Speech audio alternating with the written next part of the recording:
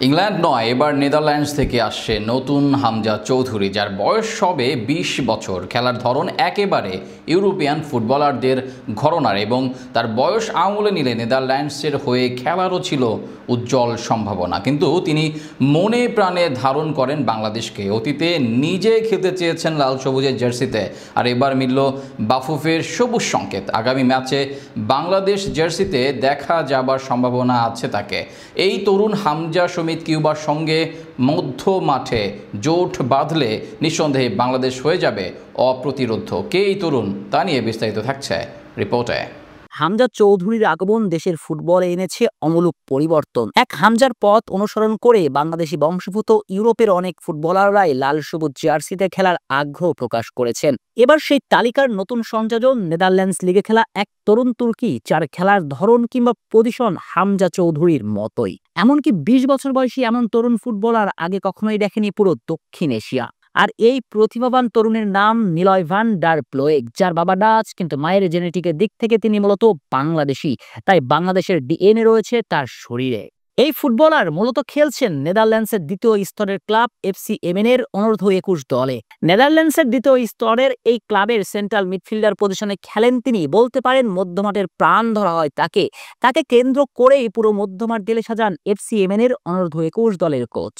মধ্যমাঠ পুরোপুরি কন্ট্রোল নিতে জানেন নিজের কাছে, অর্থাৎ হামজার মতোই তিনিও মূলত একজন মিডফিল্ডার। হামজার মতো করে পুরো মধ্যমাঠ দাপিয়ে বেড়ান। বল পায়ে কতটা উজ্জ্বল বাংলাদেশি বংশোদ্ভূত তার এই প্রমাণ পাবেন এই স্ট্যাটে। চলতি মৌসুমে এখন পর্যন্ত এফসি এমেনের ১৩ ম্যাচের ১৩টিতেই ছিলেন মূল একাদশে। এটা স্পষ্ট করে তিনি দলের জন্য কতটা গুরুত্বপূর্ণ ফুটবলার। ১৩ ম্যাচে গোলের খাতাতে নাম লেখাতে না পারলেও মূলত দলের পুরো গেম কন্ট্রোল করেন তিনি। আদর্শ সেন্ট্রাল মিডফিল্ডারের মতো সতীর্থদের আক্রমণে উঠে সহযোগিতা, এমনকি ডিফেন্স এসে সহায়তা করেন রক্ষণেও। ট্যাকেল করে প্রতিপক্ষ ফরওয়ার্ডদের আক্রমণ ধূলিসাৎ করতে তার জুড়ি মেলা ভার।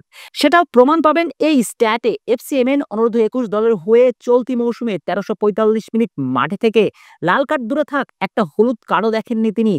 স্পষ্ট কতটা নিখাতভাবে ট্যাকেল করেছেন। সব মিলিয়ে বলা যায় দুর্দান্ত ফুটবলার নিলয়। সবচেয়ে বড় ব্যাপার তার বয়স বিবেচনা আমলে নিলে তার রয়েছে উজ্জ্বল এক ভবিষ্যৎ। এমনকি প্রতিভাকে পরিশ্রম দিয়ে সঠিকভাবে মেলে ধরতে পারলে নেদারল্যান্ড জাতীয় দলে খেলাও অসম্ভব কিছুই নয়। বয়সের ঘড়ির কাঁটা যে সেটাই বলবে, কারণ বয়সটা যে তার সবে ২০।